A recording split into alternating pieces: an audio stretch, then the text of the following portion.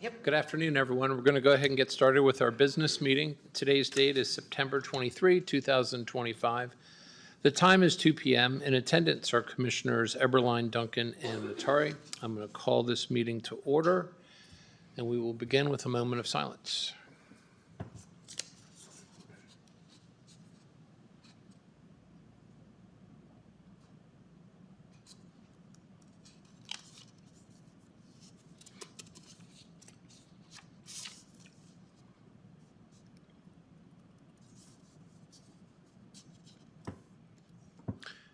Thank you. Next up is the Pledge of Allegiance. Will, could I get you to start us? This is your first official business meeting with the board. I pledge allegiance to the flag of the United States of America and to the republic for which it stands, one nation, under God, indivisible, with liberty and justice for all. Thank you. Are there any changes to the agenda? Hearing none. Public comment. Would anyone like to speak? Hearing none. I'll take a motion for the meeting minutes. I make a motion to approve the meeting minutes for items 1, 2, 3, and 4. Second. Commissioner Eberline? Aye. Commissioner Duncan? Aye. Chair Matari? Aye. And consent calendar. Move that we approve the consent calendar items 15 through 18. Second. Commission 5 through 18. I'm sorry, what did I say? 18, 5 through 18. Okay, and Mark already seconded. Commissioner Eberline? Aye. Commissioner Duncan? Aye. Chair Matari? Aye. And payables. Move that we approve the payables for the week of September 15 through 19, 2025, in the amount of $1,490,904.80. There are jury panel payments in the amount of $1,563.25.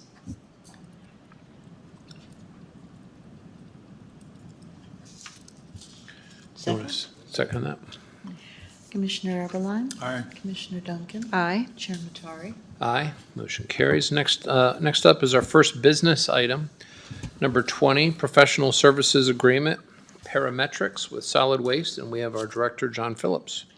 Good afternoon, Commissioners. John Phillips for the record. This agreement with Parametrix Engineering is an annual contract that's reviewed by Jamila Holmes for assisting with various environmental requirements, mostly at the Fighting Creek landfill. Quoted pricing is approximately 11% higher than last year, but this is largely because of additional work related to new emissions calculations, as well as the need to renew a Tier 1 annual operating permit. Solid Waste Department did budget for this work, and the department does have the funds to cover these costs. If approved, this extension would be from October 1st, 2025 through September 30th, 2026. Solid Waste Department requests that you approve and sign this one-year professional services agreement with Parametrix Engineering for $229,058.76. Thank you. Questions? Motion? I move that we approve the professional services agreement with Parametrix. Second. Commissioner Eberline? Aye. Commissioner Duncan? Aye. Chair Matari? Aye. Motion carries. Thank you. Next up, item 21, 2025. This is the SWIWIN 3-year Memorandum of Understanding, and we can combine that with item 22. 3-year Memorandum of Understanding with Kootenai County and 911 with the City of Hayden. And for item 22, that would be Kootenai Health and 911. And we don't have Alan Mallory here, so. This is Lieutenant Howard. For the record, Alan asked me to step in for him today. We're just asking for this agreement to be signed. It's the same agreement that we have with all of our partner agencies in order to hook our radios up to the statewide network. Thank you. Any questions? Motion? Make a motion for 2025 SWIWIN 3-year Memorandum of Understanding, Kootenai County, City of Hayden Lake, 911. And item number 22 is 2025 SWIWIN 3 YR Memorandum of Understanding, Kootenai County, Kootenai Health. Second. Commissioner Eberline, Aye. Commissioner Duncan, Aye. Chair Matari. Aye, motion carries. Next up, item 23. Train and hire annual subscription with CommsCoach by GovWorx, Inc. with 911 and Lieutenant Howard. Hello again. You guys have asked me to get creative in finding different ways to help out with the 911 center with our hiring, retention, and training to make things a lot quicker. And I have found this program. It's new to Idaho that assists with hiring individuals. It does a far more comprehensive testing for hiring to include evaluating of stress levels and whether or not somebody would be a good fit for the job, just not solely evaluating their skill set. It does quite a bit more for a similar cost. As well as that, it offers AI training platforms for our trainees to undergo very in-depth training for both call taking and dispatching of various types of calls. As well as there's a module in here that does quality assurance checks that is cross-checked with our policies and procedures, and it gives a weekly printout for how well our center is doing, as well as provide us a kind of a floor plan on how to train within the center for those who have already been there in the future. So it's brand new. There's nobody in Idaho who has it. Because of that, they've given us a very large discounted rate for the whole, all three programs. I think it was $30,000 as opposed to right around the $80,000 mark for the first year. And Thank you. Sorry, once implemented, will we have to continue this year after year, or it's something that we can look at? We can walk away from it Okay. whenever we're ready. They did say it would be about a 90-day implementation for it. There's a lot that goes on in the background to get all the different systems hooked together, and then inputting all of our policies and procedures and things like that.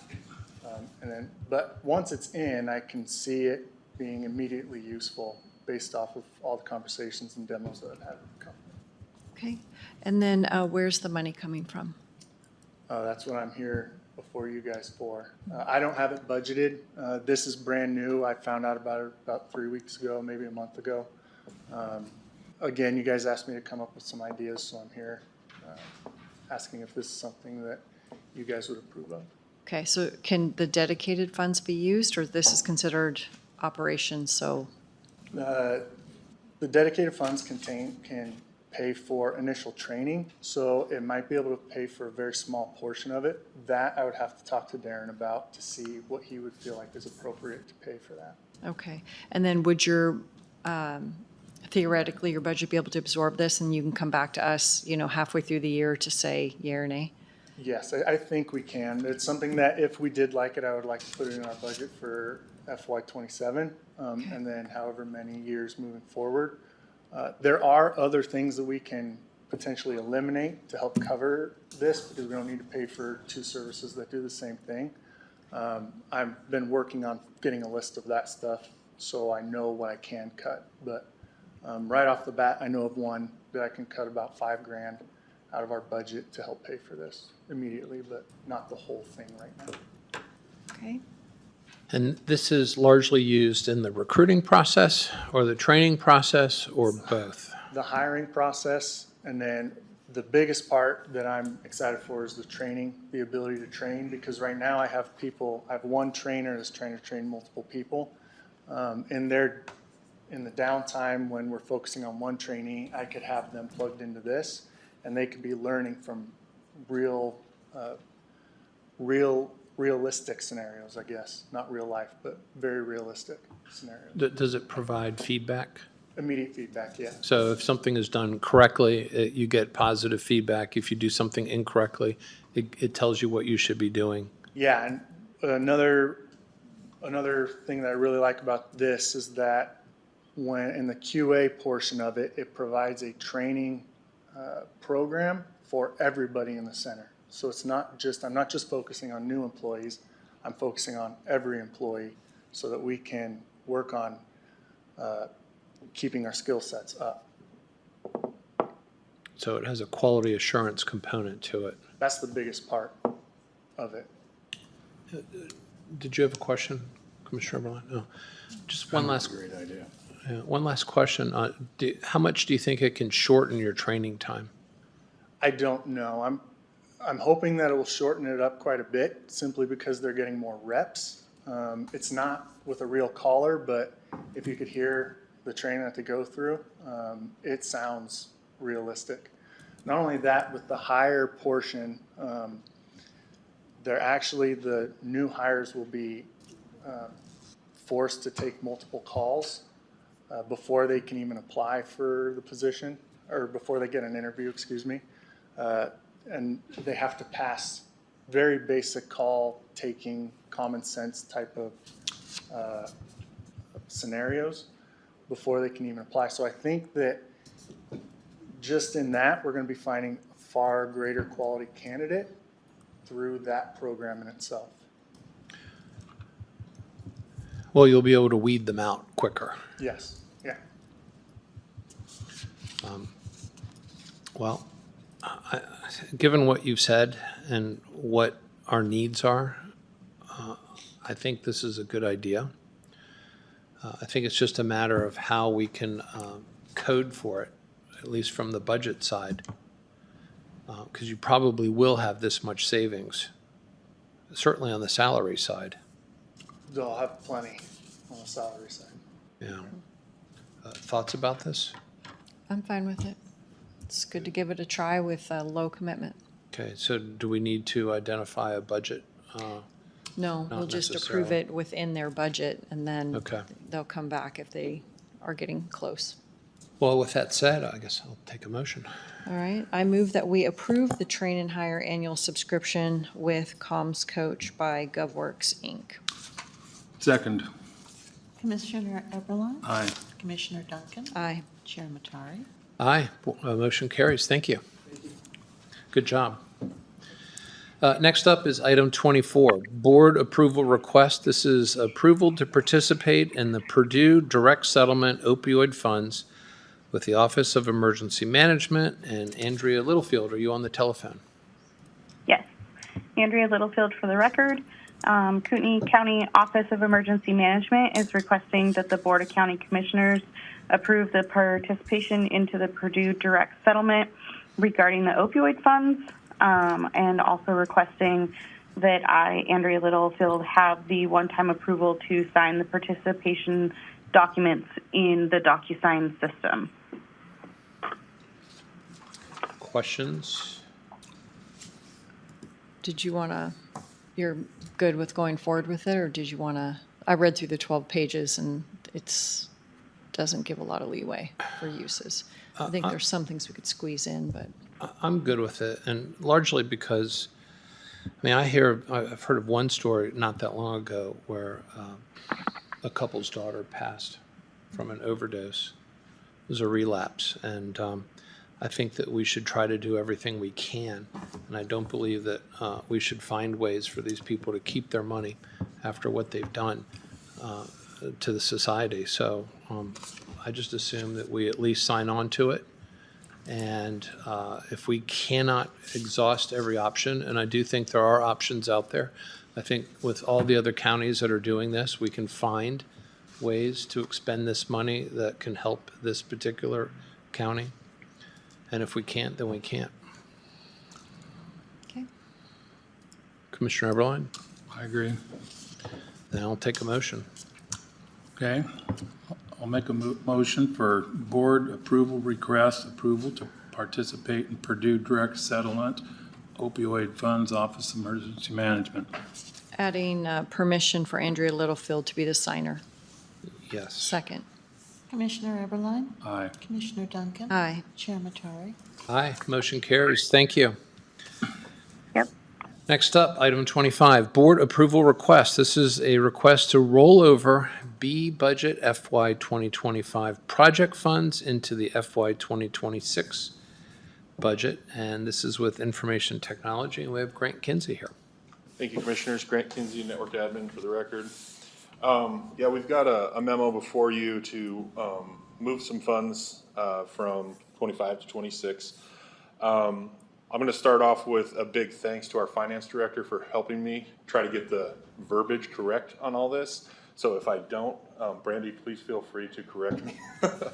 But the first three that we have here are direct rollover requests. So we've got a project that we intended to start working on. We haven't got ramped up yet, and I'll get into that in a minute, but that's for multi-factor authentication. We've got some dollars to pursue that effort, and we'd just like to roll that forward and use it next year to combine with some other dollars that are there to continue that project and get it going.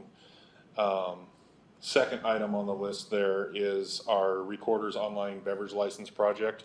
That's another one that we're working on. It's just not quite finished yet. We'd like to roll those dollars forward to get it finished. And the third one, that's a straight roll forward, is our On-Base Professional Services. On-Base is a system that you've seen us do a lot of workflow projects in to eliminate a lot of manual tasks and make positions and employees more efficient. That project is nearly completely wrapped up. We just have a few more things to finish on that one. And those funds we would also request be moved forward. So those ones are in their existing funds and just moving straight across, so they are what we would consider a B budget carry forward. The next three are basically dollars that are still unspent in the IT budget, and we have we have two emergency situations that we would classify them as moving forward here. What's happened is we've got a couple manufacturers that we use their product, and they're at the very core of our operations. They run the data center, essentially, the VMware one specifically. What's happened is a company bought VMware, the product. It used to be an independent company. A company called Broadcom bought them, and they've been globally basically attacking all their customers and raising their prices significantly. We knew this was coming last year. We braced for it. We got our price doubled last year. And based on that, we came to you and told you we could absorb it, but it was still a good enough product. We felt it was worth continuing. So we thought we took our hit. We got our renewal this year about 3 weeks ago, and it is now 5 times what it used to be.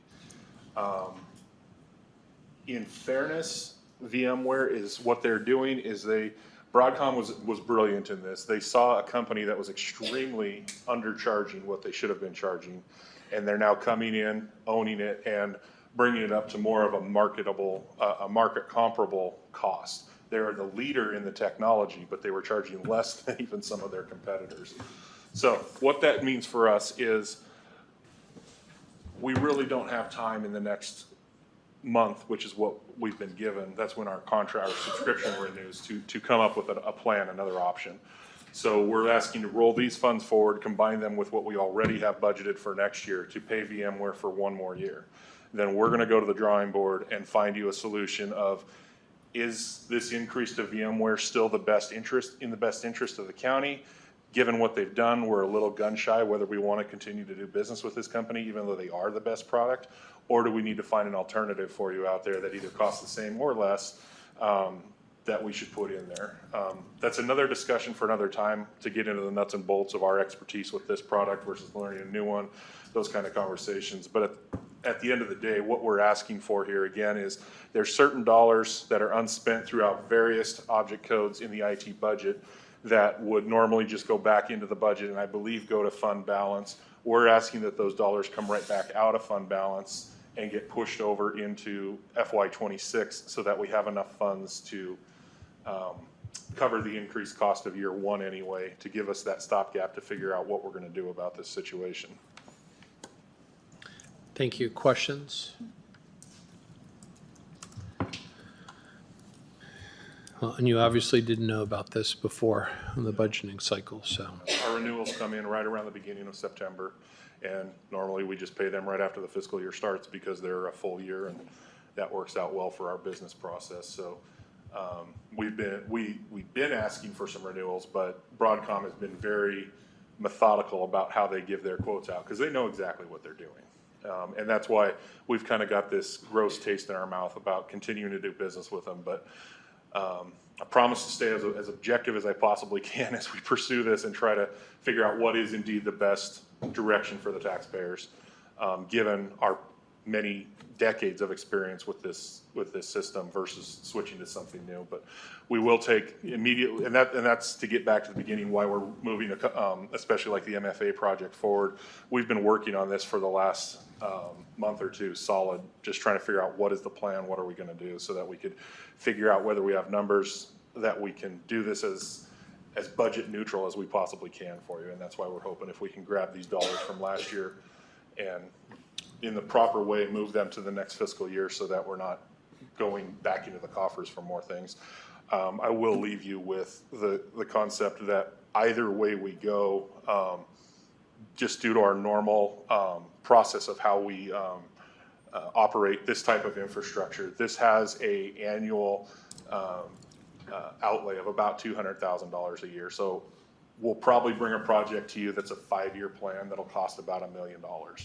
And we would be looking at fund balance, that $1.5 million that's dedicated to IT to fund that as well. So again, we don't plan on bringing anything that we don't have a financial mechanism for, but that is what's on the horizon as a result of this here. So this is more like 150,000 stopgap to get to make sure that we're spending that $1 million in the best way possible, probably in the next fiscal year. Well, with no questions or comments, I'll take a motion.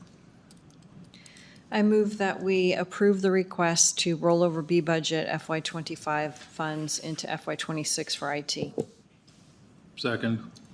Commissioner Eberline, Aye. Commissioner Duncan, Aye. Chair Matari. Aye, motion carries. Thank you. Next up, item 26, board approval request. This is a FEMA community rating system with community development, and we have our director, David Callahan, here. Good afternoon, Commissioners. You may recall we discussed with you some time ago the idea of pulling out entirely from the community rating system.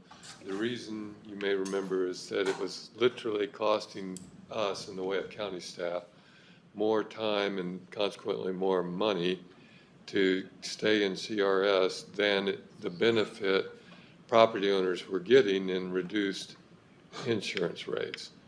We've discovered since then that it's not an all or none participation. We could reduce our participation considerably and still stay in CRS. And by way of quick, for instance, one of the ways we could reduce is last year, I believe it was, we sent out thousands of mailing pieces to property owners saying, we're doing this, we want your response. And we got very, very little response from that.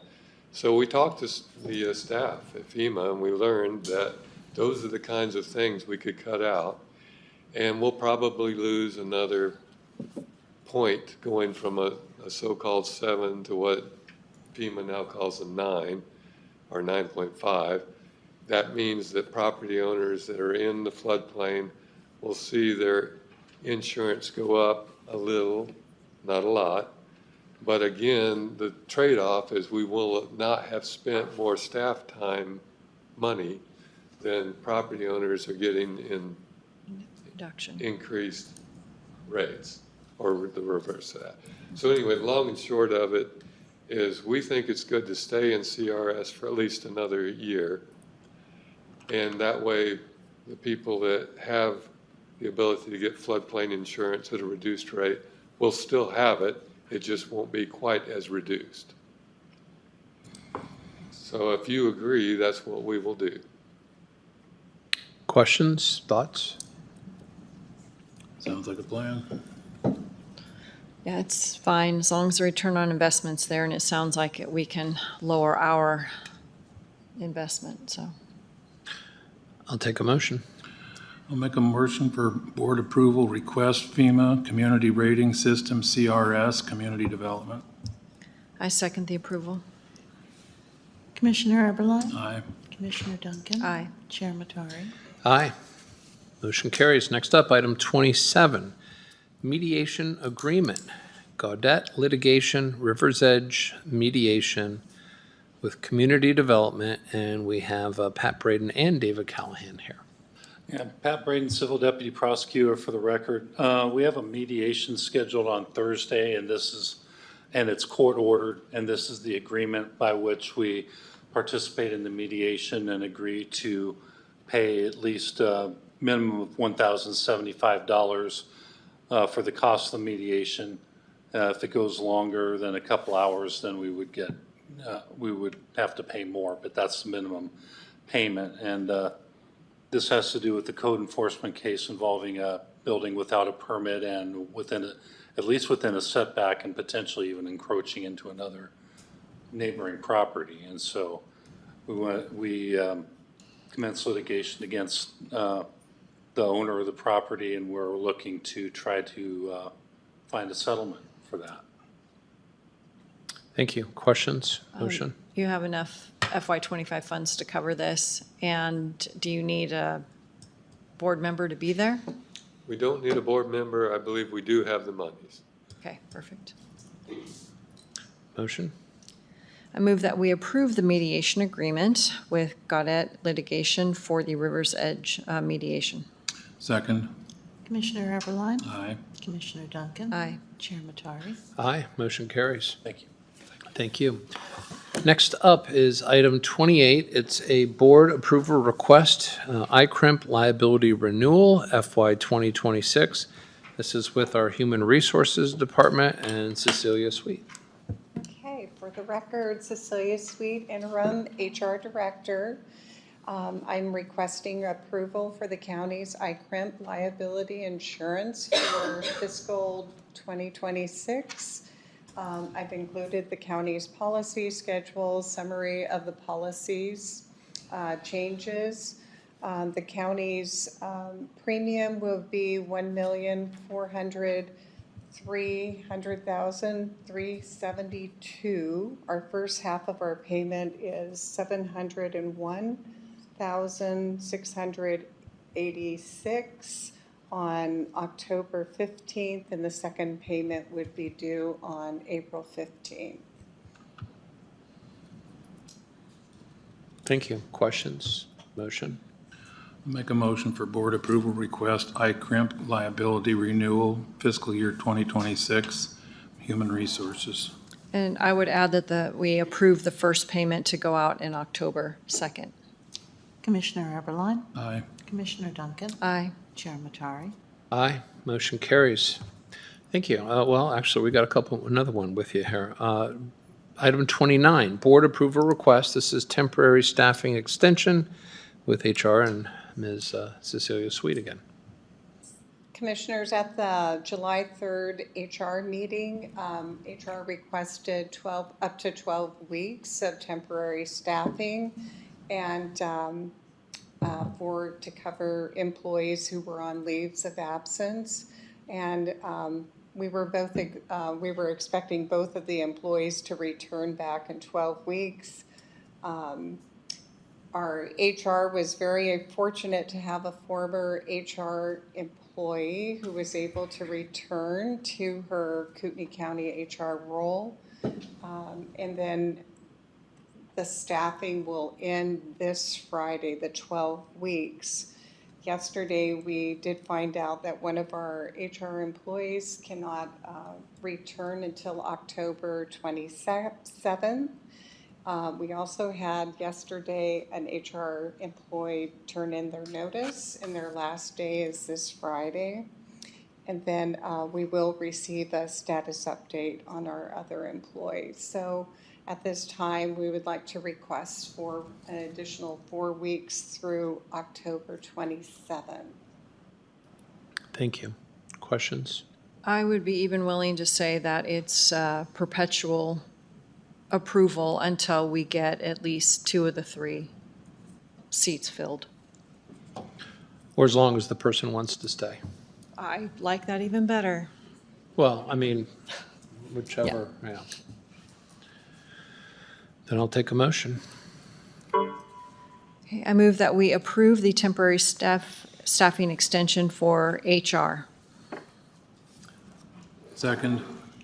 Commissioner Eberline, Aye. Commissioner Duncan, Aye. Chair Matari. Aye, and that was basically until you get 2 of the 3 positions filled. Okay, thank you very much. Thank you.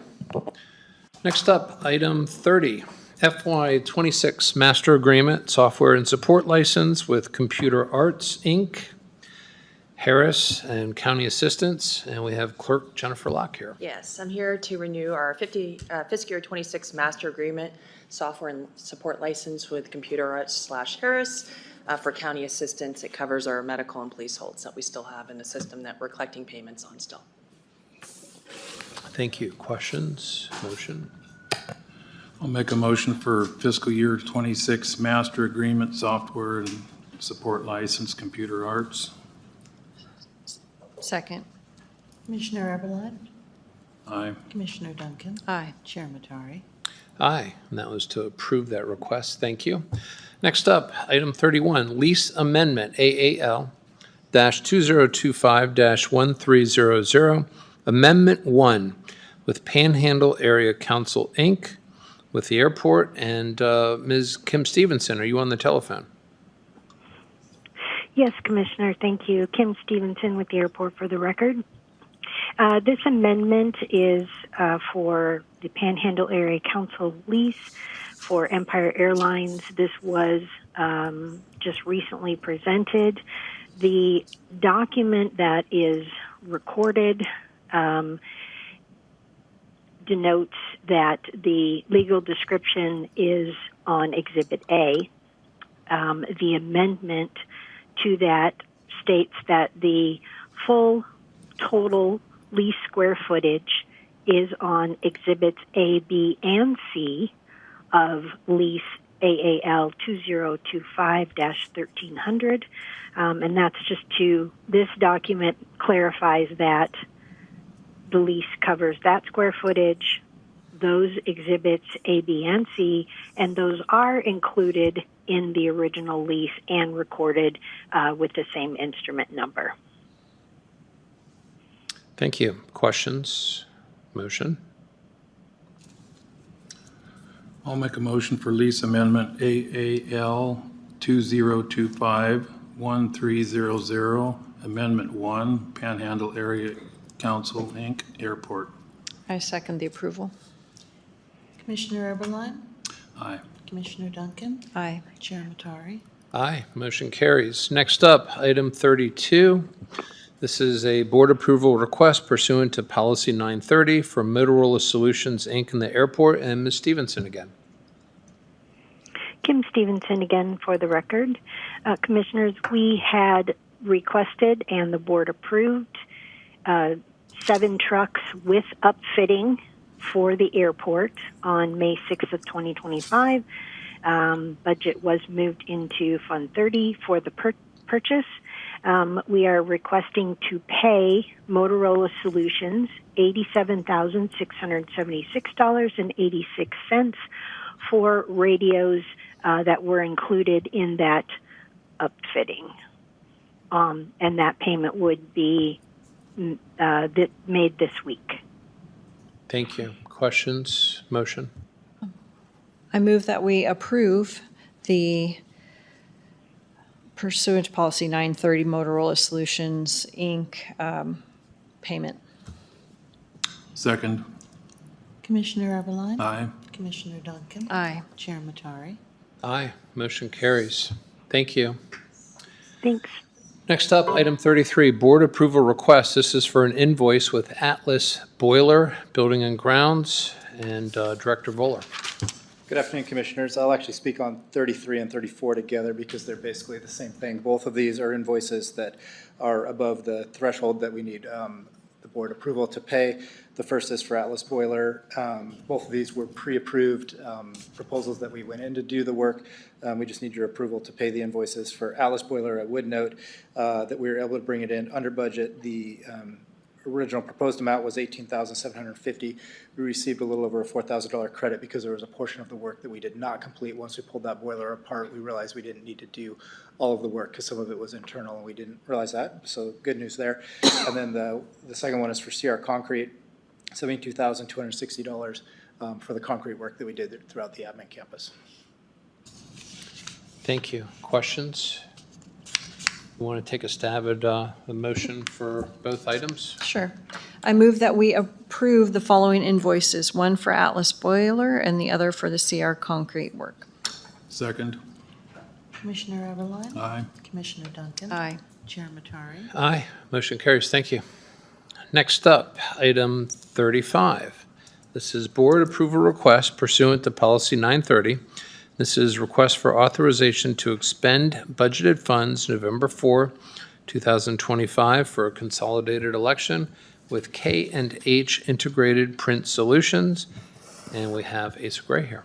Good afternoon, Commissioners. Asa Gray, Elections Manager for the record. Before you today is a request to pay K&H Integrated Print Solutions for the cost of our ballot printing and absentee ballot mailing and assembly services for the November election.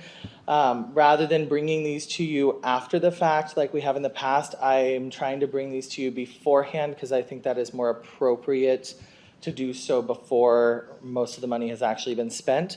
This is a budgeted item. I'm requesting the board's approval to pay no more than $38,000 to them. I do not expect it will be that high, but I wanted to make sure that I covered the cushion there of what is expected, and we do have that much budgeted for it. So with that, I am here for any questions you may have.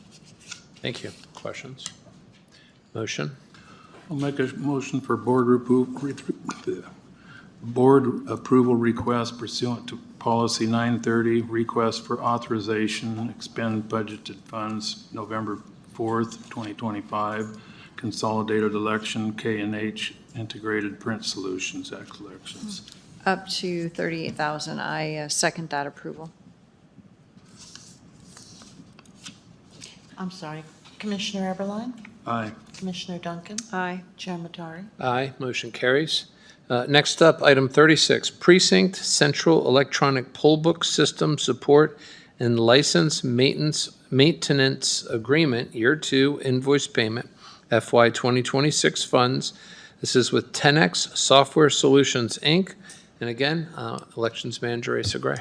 Good afternoon again, Commissioners. Before you is our annual invoice to pay Tenex Software Solutions, Inc. for our annual license and maintenance agreement for our 234 e-poll books that we have at the elections office. This cost is slightly higher than last year's payment because the board may recall that when we purchased the additional 54 poll books just before this time last year, year 1 of the agreement was included with that purchase. So this now includes all 234 poll books, the annual rate that we pay for each of $135 for the software and support, for a total of $31,590.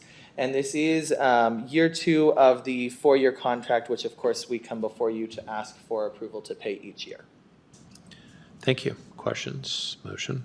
I move that we approve the payment, the year 2 invoice for the poll book system support and license maintenance agreement with Tenex Software Solutions. Second. Commissioner Eberline? Aye. Commissioner Duncan? Aye. Chair Matari? Aye. Motion carries. Next up, item 37, board approval request for the FY 26 invoice payment for hardware maintenance and software license, maintenance, and support services agreement in the amount of $35,615.92 with Election Systems and Software LLC. And again, Asa Gray.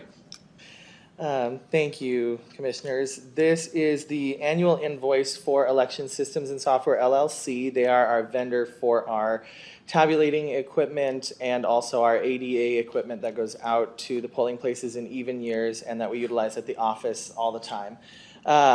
This invoice for this year is $35,615.92. It is an increase over last year of, I want to say it's about $1,600. I may not have that number exactly correct, but I think I'm close. It does normally go up each year. I didn't quite budget this large of an increase, but I am confident that our budget can absorb the few $100s extra in there. And should we go forward with the capital purchase that the commissioners approved in our fiscal year 26 budget, then this would be the last year you would see this invoice in front of you. I will not make that commitment right now. Of course, any moving forward with the capital purchase would also come before the board at that time. But this is the invoice for this fiscal year. And we expect to use, I will say, no matter what happens with the capital purchase, we do expect to utilize ES&S's services for both the November and the May primary election. Thank you. Questions? Motion? I'll make a motion for approval request FY26 invoice hardware for maintenance and software license, maintenance and support services agreement, $35,615.92, Election Systems and Software LLC. I second the approval. Commissioner Eberline? Aye. Commissioner Duncan? Aye. Chair Matari? Aye, motion carries. And next up, item 38, board approval request. This is to approve the ballot order, November 4, 2025, consolidated election, IC 34-902, again with our elections department and Asa Gray. Good afternoon again, Commissioners. This one is my favorite one of the things that I get to present before the board. This is our ballot order for the November 2025 consolidated election. A couple things I would like to tell you about this election. This is, as most odd year elections are, one of our most complicated elections in terms of ballots. Across our 74 voting precincts, we have 196 ballot styles. The most that one precinct has is 9 different ballots in precinct 308. And we have 2 precincts that have 8 and 7 ballots respectively, and then several precincts with 4 ballots or 5 ballots. So it is going to be a very busy election at many of our precincts in regards to just the accuracy that our poll workers will be required to have in issuing the right ballot. We will see what the volume looks like in regards to turnout. That may vary city to city. One thing I'd like to tell you about the ballots this time is 11 of our 14 cities are on the ballot with contested races. The only ones that did not have contested races by the time of the withdrawal and write-in deadline were Hauser, Hutter, and Dalton Gardens. State Line has a contested race for mayor for the currently 13 registered voters that exist in State Line. So that is how busy our election is. In addition to that, we have fire districts. 4 of them are on the ballot for fire district commissioners. We have 10 school zone trustee seats that are contested and on the ballot, and 2 ballot questions, one for Kootenai County Fire and Rescue and one for Kellogg Joint School District number 391. So we will have a lot of different things on the ballot in different areas. Currently, we have 5,296 absentee ballots that have been requested for this election. Our first mail out is this Thursday, the 25th. And that will be, all of those will be going out in that. And then we're just shy of 110,100 registered voters. So we continue to see gradual growth in the off year where not as many people are registering as we see in the even years. Of those 110,099 registered voters, 107,635 are eligible to vote in this election based on their current address. Of course, if someone has moved into an area with something on the ballot, they can re-register and participate. Beyond that, the last thing that I would like to tell the board that I am super excited about, which I will hand out to you after the meeting, we have a new I voted sticker that will be going to all of our polling places and at our office. It says K voted, it says Vote Idaho at the top. It's modeled after our Kootenai County license plates in the state, and I am very excited about that. I got the pleasure of going to a national elections conference in Salt Lake City in August and got to see I voted stickers from across the country, and I'm excited hopefully in the future to be able to take our sticker there and share it with others. So with that, if you have any questions, I'd be happy. Yes. Oh, yes. And we are using, as always, our ballots contain a watermark on there. We're supposed to let you know that pursuant to newly passed Idaho code of how we're securing our ballots. They contain a watermarked image on all of our ballots, regardless of vote type. Well, thank you. I can only imagine what the campaign issues are at State Line. So with that said, does anyone have any questions? And if not, I'll take a motion. I move that we approve the ballot order for the November 4th, 2025 consolidated election pursuant to Idaho Code 34902. Second. Commissioner Everline? Aye. Commissioner Duncan? Aye. Chair Matari? Aye, motion carries. Thank you. Next up, item 39, Resolution 2025-69, designate polling places November 4, 2025, consolidated election per IC 34-302 with our elections and Christy Olson. Good afternoon, Commissioners. Christy Olson for the record. Before you is the resolution listing the precincts and the current polling locations for the November 4th, 2025 consolidated election. Just to note that none of these locations have changed since May, and we were just asking the board to designate these for the election in November. Thank you. Questions? Motion? I'll make a motion for Resolution 2025-69, designate polling places November 4th, 2025, consolidated elections IC 34-302 elections. I second that approval. Commissioner Everline? Aye. Commissioner Duncan? Aye. Chair Matari? Aye, motion carries. Thank you all very much. Next up, I think we can do 40 and 41 together. This is Resolution 2025-74 to classify records with adult misdemeanor probation, and Resolution 2025-75 to destroy those records at adult misdemeanor probation. And we have our director, Will Hunter. Good afternoon, Commissioners. Yes, I'm before you today to get approval to classify and then destroy said records on Exhibit A. The classification would be for semi-permanent, and then your approval to destroy those said records that have they're over their retention period. We have 5 boxes total, and then we have received the okay from legal based upon what we presented to them, showing that under Idaho Code 31-871 subsection 1C, we're good to destroy those records. Thank you. Questions? Motion? I move that we approve resolutions 2025-74 and -75, which is classify and destroy records from adult misdemeanor probation per Idaho Code. Second. Commissioner Everline? Aye. Commissioner Duncan? Aye. Chair Matari? Aye, motion carries. Thank you so much. Thank you. Next up, item 42, Resolution 2025-76. This is the transfer of Centennial Trail property to the city of Post Falls with our prosecuting attorney, Civil Division, and we have Pat Braden here. Pat Braden, once again, for the record, Civil Deputy Prosecuting Attorney. This is an item that consists of both a resolution and a quitclaim deed that would transfer the portion of Centennial Trail property lying between McGuire Road to the west and a parcel of Centennial Trail that the city already owns to the east. And it's adjacent to property annexed recently into the city of Post Falls. We published notice on September 12th, so it was at least 10 days prior to this meeting under Idaho Code 31808, and so these are submitted for your approval at this time. Did you get any feedback at all from your notice? Have not. Okay. Any questions? Motion? I'll make a motion for Resolution 2025-76, transfer of Centennial Trail property, City of Post Falls, prosecuting attorney. Second that approval. Commissioner Everline? Aye. Commissioner Duncan? Aye. Chair Matari? Aye, motion carries. Thank you.